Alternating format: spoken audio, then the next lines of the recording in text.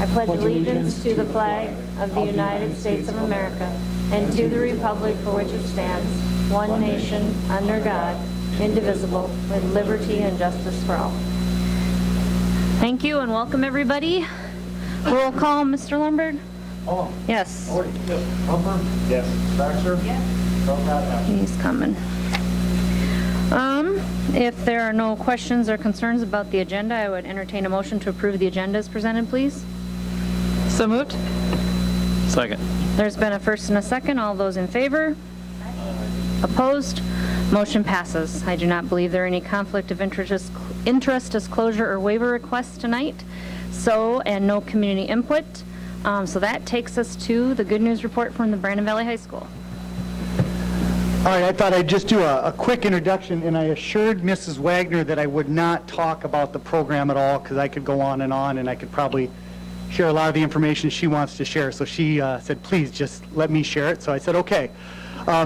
Just a little bit of background, principles of biomedical science that you'll hear about tonight. This is 2.5, 3 years in the making. I mean, it goes back to our strategic plan, listening to what our parents and students were asking for, in addition to the science department discovering that we maybe had a hole in our curriculum exposing our kids to health-related careers and fields. So this has been a fantastic first year with the program, and I'll let Mrs. Wagner explain a little bit about that. But Project Lead the Way, which you're going to hear about, is amazing programs and amazing curriculum. But you can have all those things. It's the teacher that's going to drive it.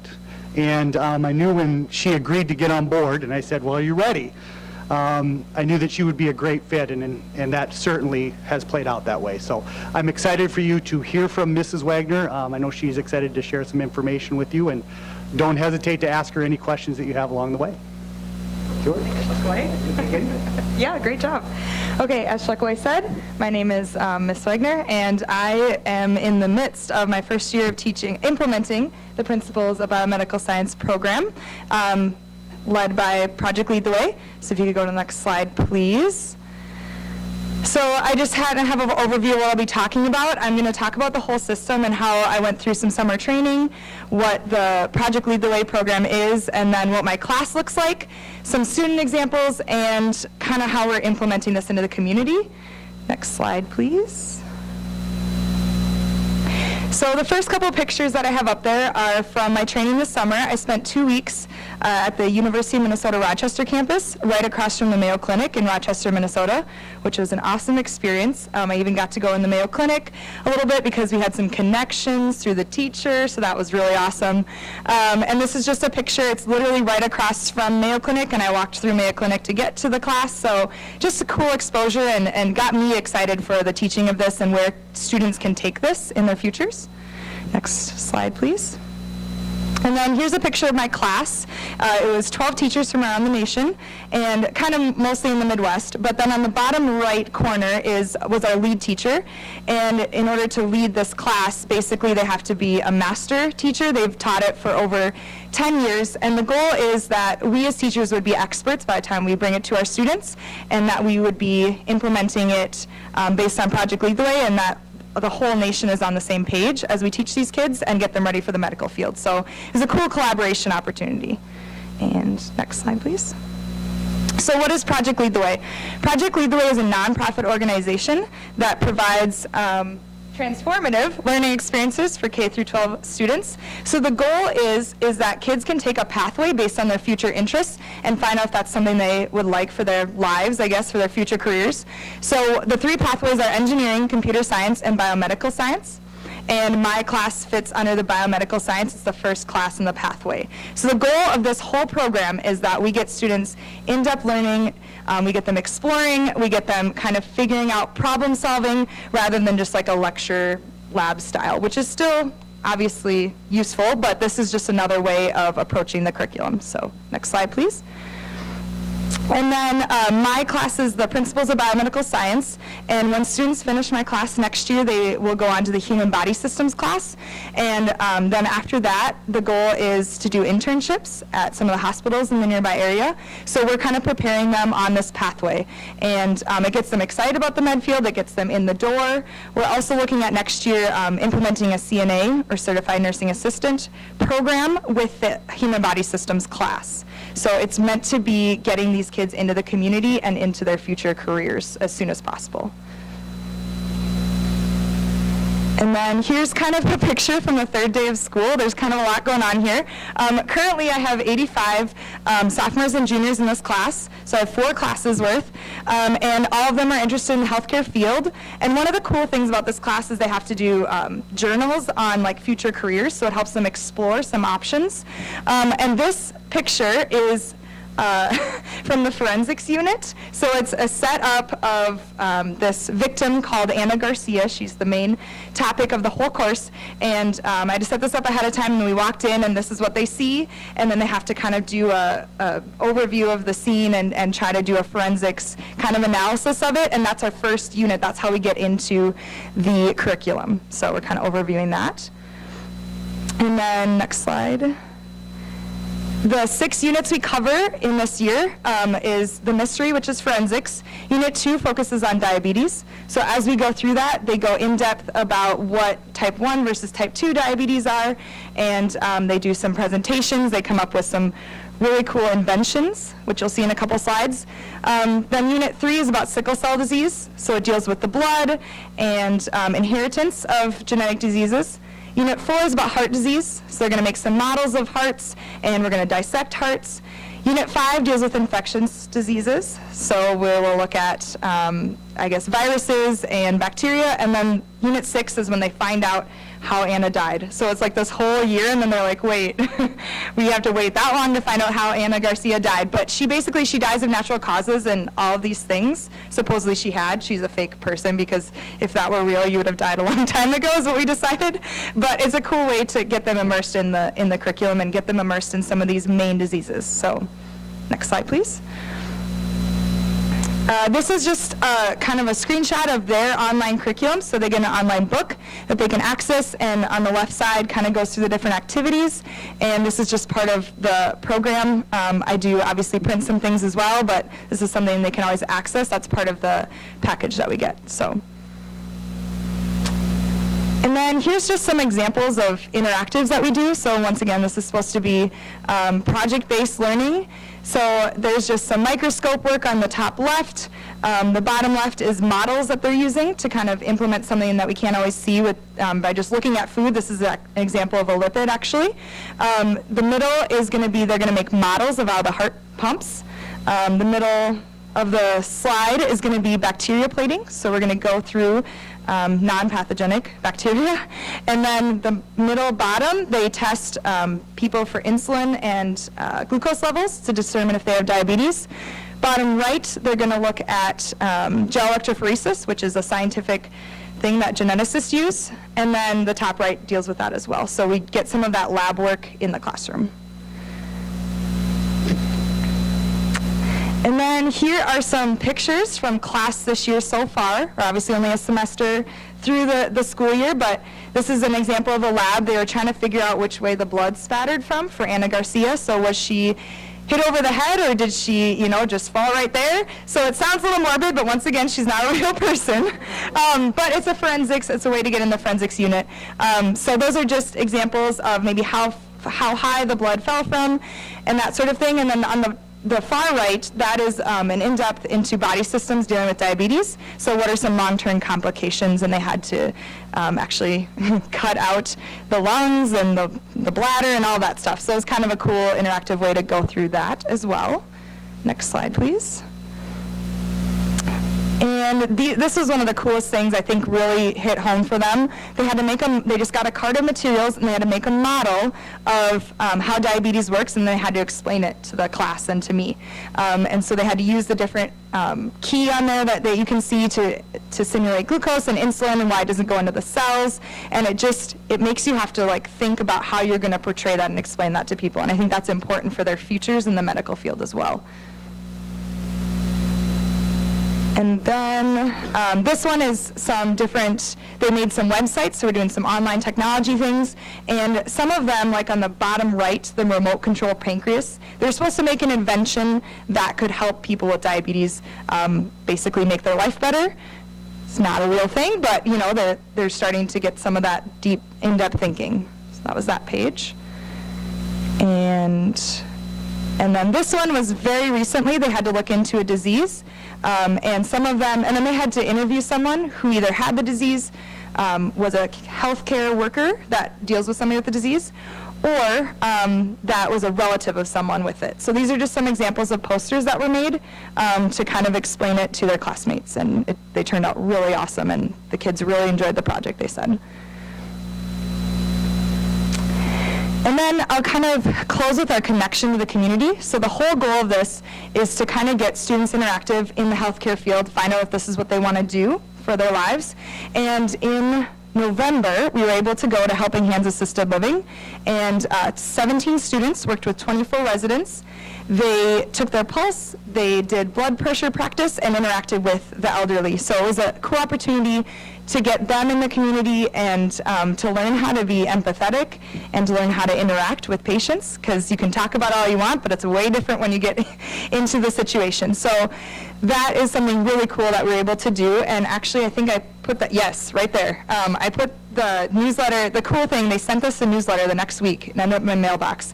And it's got all of my students smiling, you can just pass it down the row, next to the elderly, and it was like, that was just a cool aha moment, because just realized how impactful that was for them, and my students are really proud that went, and they just look really happy. So it's kind of, that was a really cool thing that came out of that I wasn't expecting. So, okay, next slide, please.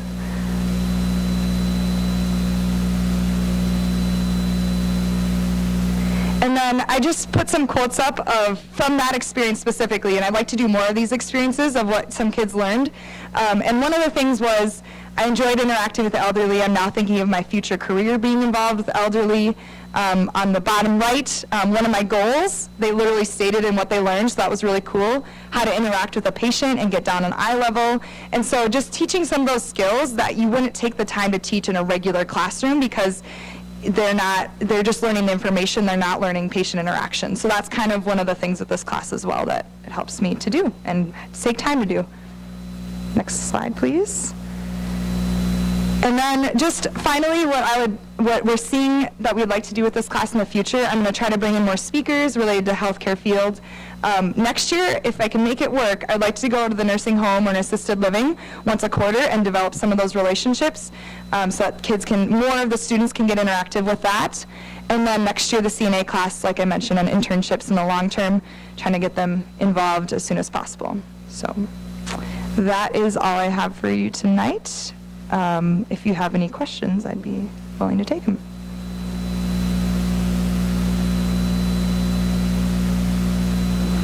I've got one. Okay. As the medical field continues to grow, do you see your class enrollment continuing to grow? And if so, what's the cap? Yeah, so it kind of depends on how many other biology classes I need to teach. You know, I teach biology and this class. Right now I have 4 classes worth. We capped it at 26, and we kept it with students that are sophomores and juniors. Really, once they get past this class, we want them to take the next class. So we don't really want seniors in it because they're a little bit past that. So I guess 4 classes, would you say? Or do you want to answer some more to that? Well, I'll say big picture, I think that initially when you start a program, you might have a couple more sections. So we're at 4 sections this year. I'd anticipate 2, 3, 4 sections next year, just depending on enrollment and drive. And then, you know, your hope is that it'll just continue to expand, and we're increasing in enrollment at the high school. I do want a quick side note. We were able to implement this program because we were awarded a Perkins Reserve grant. So basically, we started this with $30,000 with Perkins Reserve grant money that purchased most of the equipment up front. And then we are currently in the process for Human Body Systems filling out that grant to hopefully secure a Perkins Reserve grant for that. We doubled what we were anticipating for enrollment when we submitted our first grant, so I think that looks good for us as we submit the second grant. So Yeah, definitely interest there. Correct. That's for sure, so. Question. yep, yep. So what's the health and science, what's the track that these kids are doing? They Yeah. don't take chemistry, right? Correct. So I mean, these are going to be kids who are going to take Yeah. multiple sciences anyway, but at some point in time, does this kind of take away anatomy? system? Yeah, so when we implement human body systems, we believe that that'll crosswalk with anatomy. We won't be comfortable getting rid of anatomy right away. But as we do that crosswalk, I know some other school districts have offered both, and some have moved just to human body systems being the anatomy. When we implement human body systems next year, Mrs. Fuschello has agreed to move in that direction and get the training for that. So she teaches anatomy for us, so I think she'll give us some good insight as we go down that road. This does not replace science credits. We code it, this is in addition to our science curriculum. So this is students interested in science and interested in a health-related field. They may be taking or not taking electives like shop class or something like that. So they're basically taking an elective that goes down their field. Correct. Yep. Correct. Yep, we would hope for college credit courses in all of these classes in the future. That's what we work toward. Human body system starts next year? Our hope is Hope that it is, starts, okay. yep, that would be our plan. We're confident that we'll be able to move in that direction, but yes. Will that class involve dissecting a cadaver?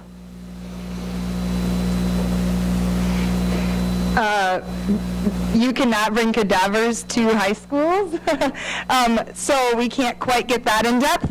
But I do know that Mrs. Fuschello brings usually her anatomy students to SDSU and they get to look at a cadaver. So I just want to kind of play off of what Mr. Schleckaway said. I think that she just knows so much about anatomy physiology that if we were to kind of cross-wire it, she'd be able to implement what she's already doing into this class.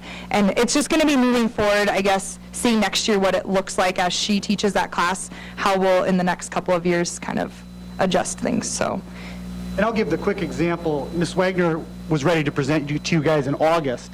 And the one thing she said is she's glad she waited till now because she's learned so much over the semester. And that's what we anticipate with Ms. Fuschello too, so. Other questions? More of a statement, comment. Thank you so much for all the training and energy that you've brought to the program. There's resonating compliments for you and the program, for both of you out in the community, for the students that are involved and those that want to be involved. I think we have a very vibrant, there's so many students that want to be involved in a lot, but I know there's a lot of health sciences because there's so much around the area for both the Vera and Sanford and Independent. So thank you for what you're doing to support that need here at Brandon Valley for both of you and for what we want to continue to build. And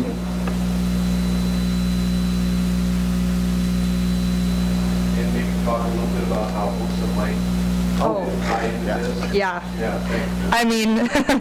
So we have this group called HOSA, Health Occupation Students of America, and Mrs. Fuschello is actually the leader of that, and a lot of the kids that are in HOSA are in my class and will be in her class, and the goal is, once again, getting these students involved in the field right away, and that group actually prepares students for a competition where they prepare in a specific area. So let's say they choose forensic science, they prepare, then they go to a competition and they compete against other future healthcare workers, and they have to try to beat them out in forensic science, so they have to learn in depth. So that's kind of a cool way to compete for what your future is going to be too.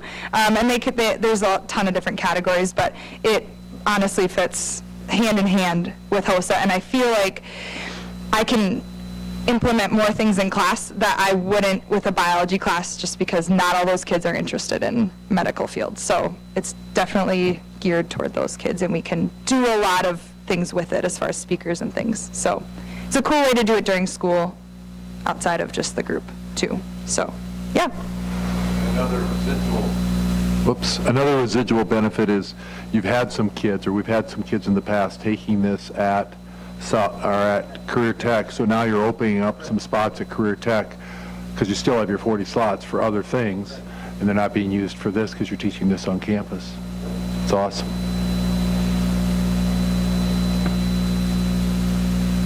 And so down the road, you have, I think I caught it in your presentation, are you working with other area hospitals to have slots where the kids can come and sort of shadow, is that what I understood? That's the internship.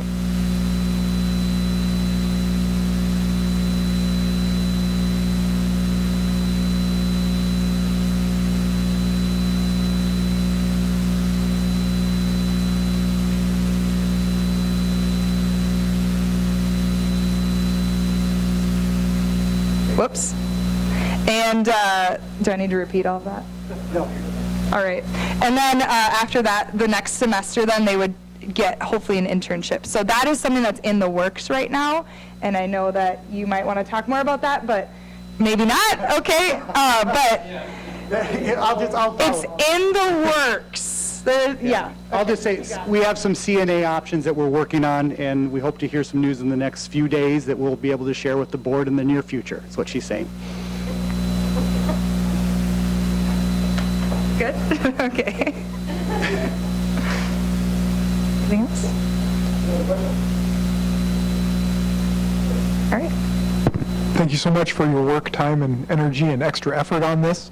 Hats off to Principal Schluckaway and the high school administration for identifying the number of kids that desired to go into the healthcare field and meeting our high school course offerings with this piece. So great job. It's all about the person in front of the kids. So well done.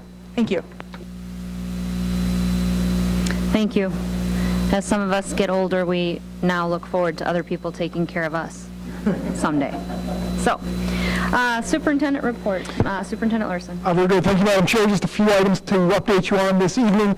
Obviously, you guys know the legislative session is in progress. The large school group met with the governor here last Friday.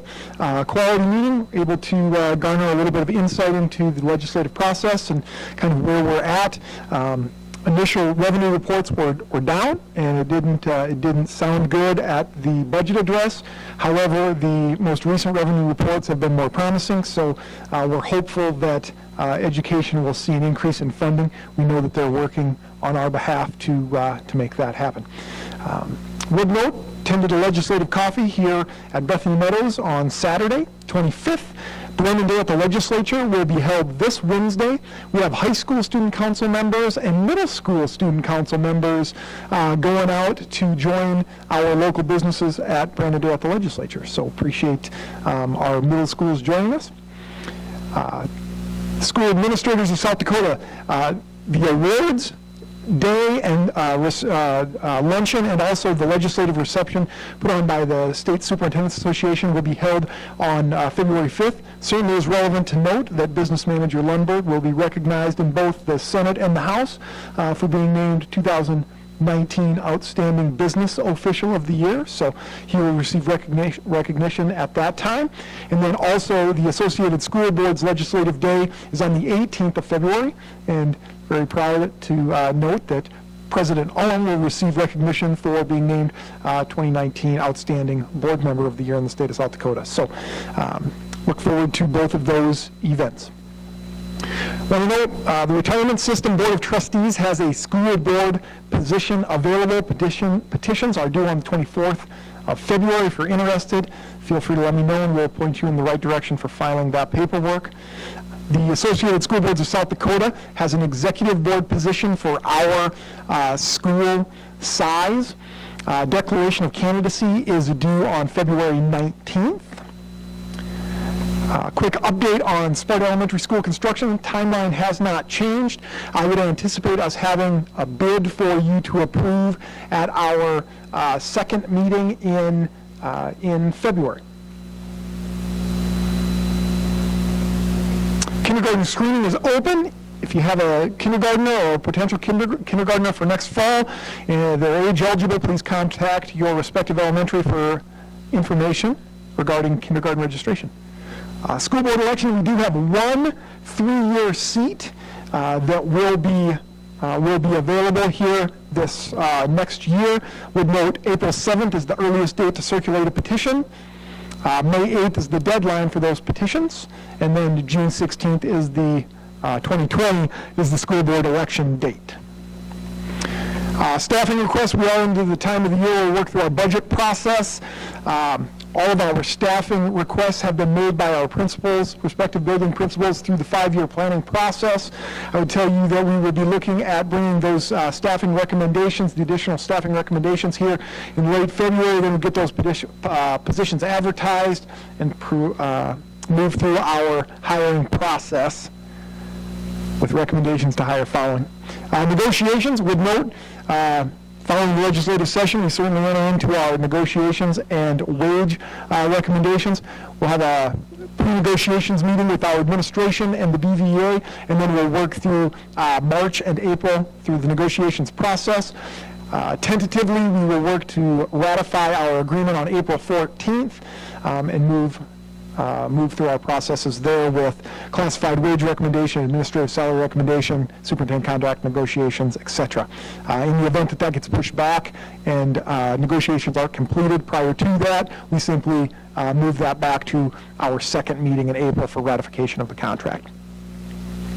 Budget process, we're knee-deep in that. The budget firm's documents, everything's been distributed. I would tell you that here later we will have the presentation of the 5-year plan in the month of February, and then in March you'll remember that we bring to you a preliminary capital outlay budget. Ultimately that's necessary for the bigger items that have to be bid. It gives us time to work through that process. So the preliminary capital outlay budget will be presented and approved here in March.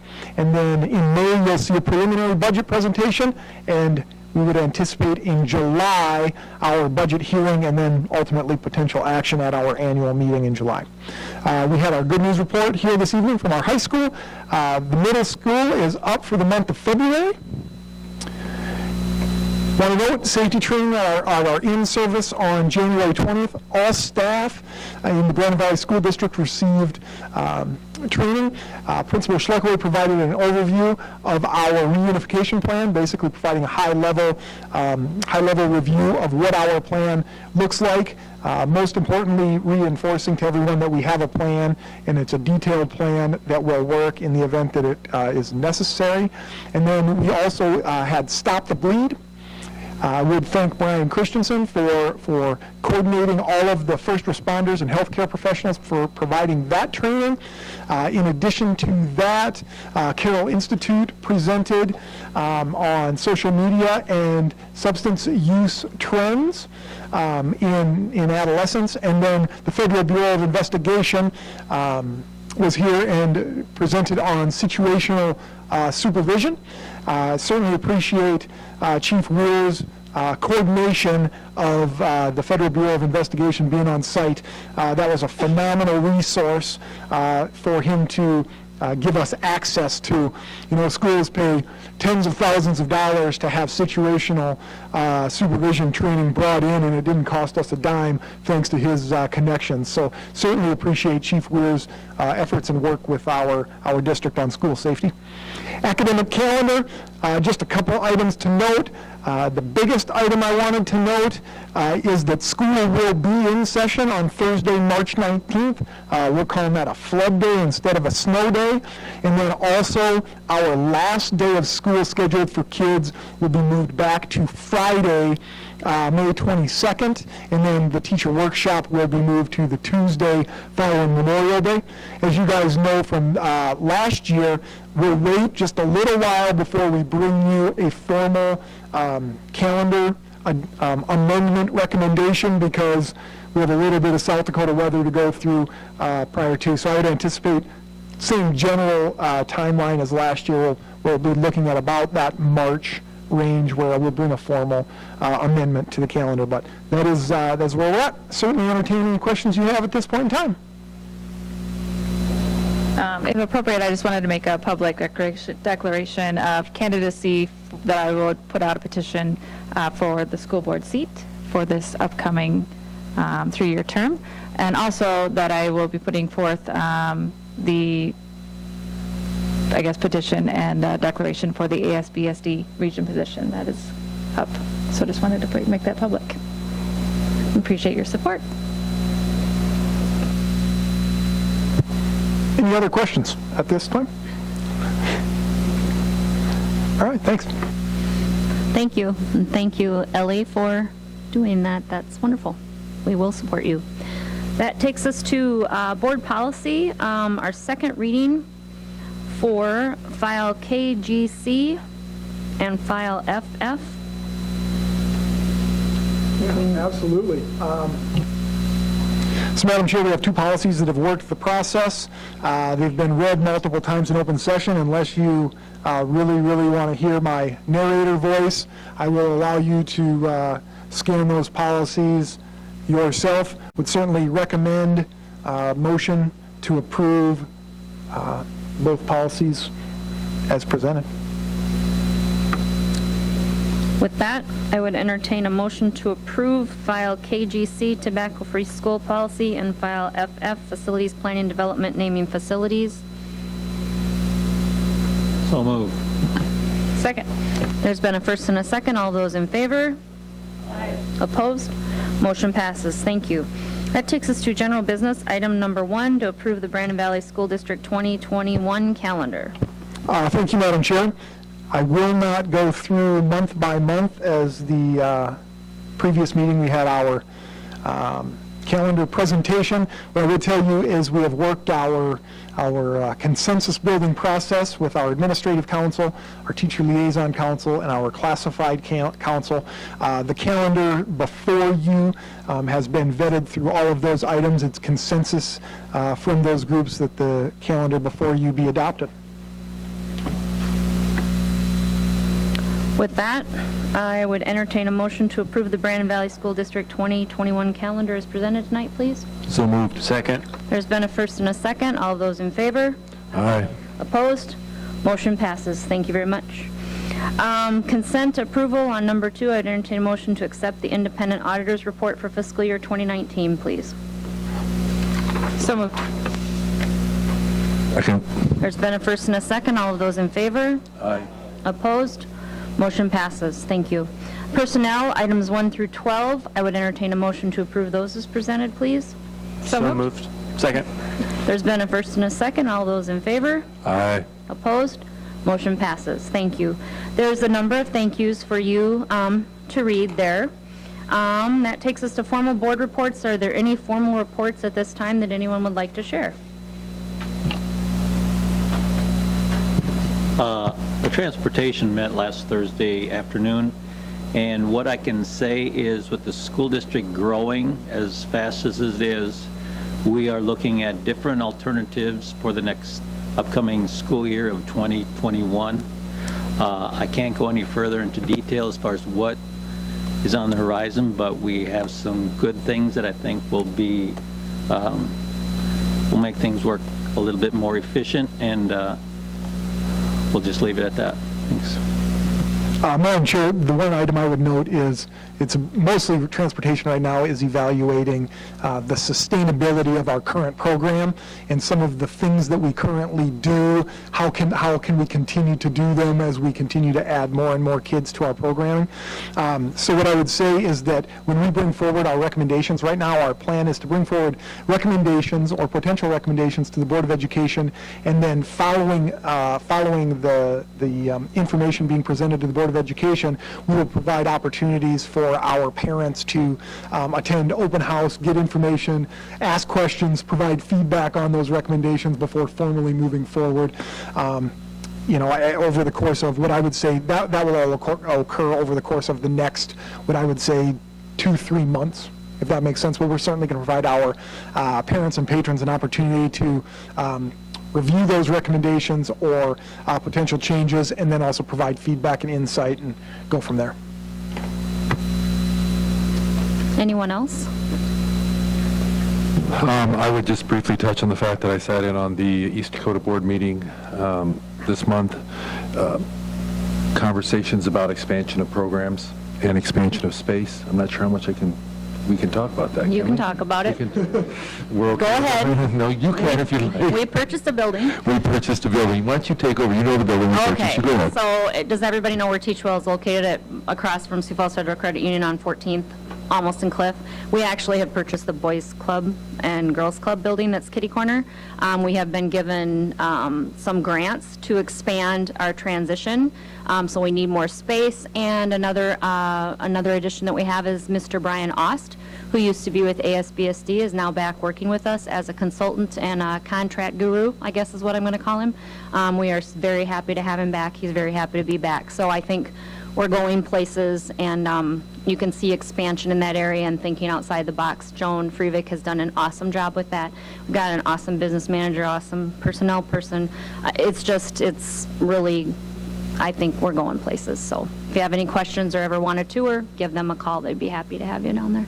And I also want to publicly thank Mr. Odie for chairing the meeting last time, and thank Mr. Klumper and Dr. Talcott for being here and having a quorum. So that was, yeah, we were thinking about how many people were missing that, night. So just thank you for doing that. So I appreciate being able to, when people need to attend things, Dr. Larson needed to attend a training with Mr. Schleckaway, and I needed to just get out of here, and a few other mental health things that we need to do for ourselves sometimes. So any other formal board reports that anyone has tonight? If not, it looks like we are at the end of our agenda. I would entertain a motion to adjourn, please. So moved. There's been a first and a second. All those in favor? Aye. Opposed? Motion passes. Thank you very much for coming.